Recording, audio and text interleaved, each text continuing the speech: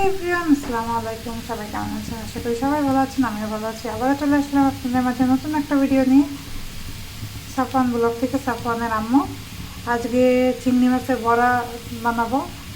এই জন্য চিংড়ি মাছ হালকা একটু ভেজে নেব, যাতে এর কাঁচা ভাবটা, গন্ধটা চলে যায়।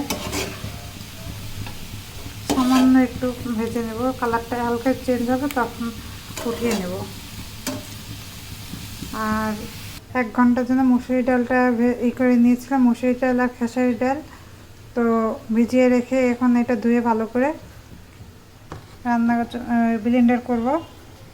তো মাছের কালারটা চেঞ্জ হয়ে গেছে হালকা। এখন এটাকে ভালো করে উঠিয়ে নিয়ে পানিটা ঝরে ব্লেন্ডার করে ফেলবো। এখানে ডাল ব্লেন্ডার করে নিয়েছি, আর এপাশে বড়ার জন্য চিংড়ি মাছটা ব্লেন্ডার করে নিয়েছি। এখন এই দুইটাকে মিশ্রণ করে বড়ার মিশ্রণ তৈরি করব। এক এক করে সব কিছু দিয়ে দিব মশলা। এখন এর ভিতর পেঁয়াজ কুচি দিয়ে দিলাম পরিমাণ মতো। পেঁয়াজ কুচিটা একটু বেশি লাগবে, এখানে একটু বেশি দিয়েছি।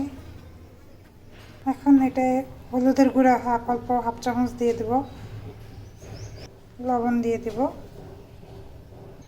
লাল মরিচের গুঁড়ো দিয়ে দেব হাফ চামচ, রসুন বাটা দিয়ে দেব। এখন দেব ধনিয়ার গুঁড়া, এখন দিয়ে দেব জিরার গুঁড়ো,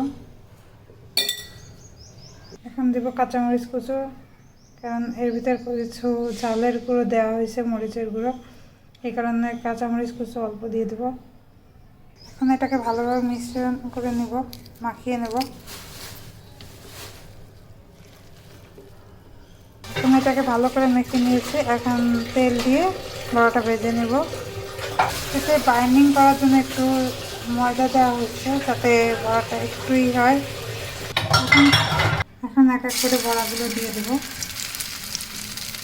এক এক করে সব বড়াগুলো দিয়ে দিয়েছি, এখন ভেজে নেব উল্টে পাল্টে।